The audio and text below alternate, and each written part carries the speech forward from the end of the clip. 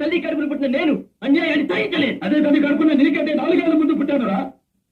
న్యాయ అన్యాయాల గురించి నీకంటే నాకే బాగా తెలుసు. మీ అన్నదమ్ములు అన్నదమ్ముల మధ్య దూరితే తుమ్ము రేగిపోతుంది. స్టూడెంట్స్ తోలికి వస్తే పోలీసులు బతికే అవుతుందో తెలుసుకో. ఈ రోజు స్టూడెంట్ రేపు పోలీస్ కావచ్చురా. వాస్తవం తెలియకుండా నువ్వు కాల్చింది వాస్తవం, మాస్టర్ చనిపోయింది వాస్తవం. డ్యూటీకి క్రైమ్ కి తేడా తెలియని బొచ్చాకాలంతా చేరితే కాకి బట్టలు వదిలేసి పారిపోతాననుకున్నావా? వరి కాకండి ఎస్పీ గారు. రామ్ బ్రహ్మం తమ్ముడు నరసింహాన్ని ఉరికంబం ఎక్కించే పెద్ద కేసులో ఎవిడెన్స్ పోలేదు. ఆ రాకీ గాడు బ్రతికే ఉన్నాడు. వాడికి బ్యాక్ ఎవడో, ఫ్రంట్ ఎవడో, సైడ్ ఎవడో అన్ని లాగుతా. వాళ్ళ బాడీలతో కూడా కబాడీ మొదలు పెడతా. ఎప్పుడైతే భూపతి ఈ ఇంటి అల్లుడని మా నాన్నగారు మాటిచ్చారో అప్పుడే రుద్రమణిని వంశ గౌరవ ప్రతిష్టలకు, ఆస్తి అంతస్తులకు భూపతి వారసుడు.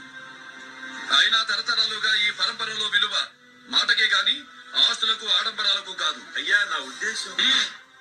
మీ ఉద్దేశం ఏమైనా ఇలాంటి మాటలు ఇక మీద నాకు వినిపించకూడదు. 100 సార్లు చెబితే అబద్ధం నిజం కావచ్చేమో కానీ 1000 అబద్ధాలైనా ఒక్క రాతను ఏమీ చెయ్యలేవు. శేషయ్య, అయ్యా వకీలును పిలువు.